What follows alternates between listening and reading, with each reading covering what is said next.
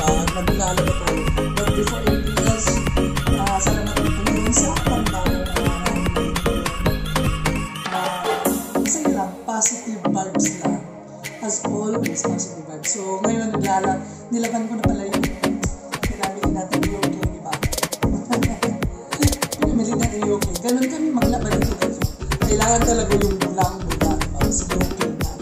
So, ganun guys. So, guys, marami akong mga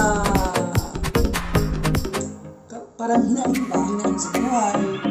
Hinaing kasi ang daming taong nabitira. Ang daming taong nabubuti, diba? Maraming taong nabubutom. Pero yung ibang tao, lalo na nagplano sa buhay. Hindi na lang magpasalamat kasi merong blessings, merong napatanggap mo na tayo araw-araw samantalang yung iba, diba? Sobrang hirap na dito. So, hindi naman lahat. Pero may mga tao din talaga na ungrateful sa lahat. So, tignan na lang natin guys yung mga ibang tao. Lalo na yung nasa mga pinakamagandang na bansa, diba? Ang daming nagugutom.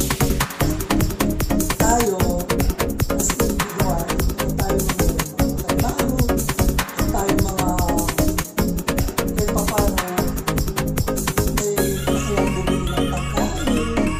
Diba? Kasi diba talagang hindi na sa bansa natin, dun sa mga nag-reach na karating bansa, diba?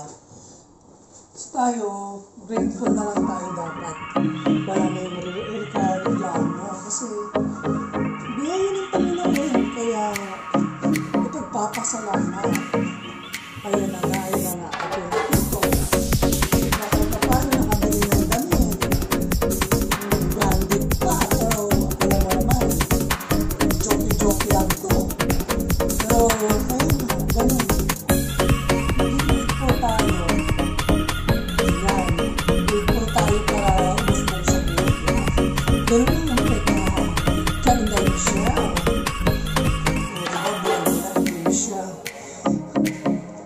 Kaya magpunyagi tayo para makasahod tayo sa Facebook sa ating pagbablog kasi ewan ko paano nangyari.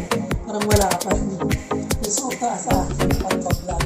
Kaya like, share, subscribe to my YouTube channel and tayo sa vlog mga chuchu.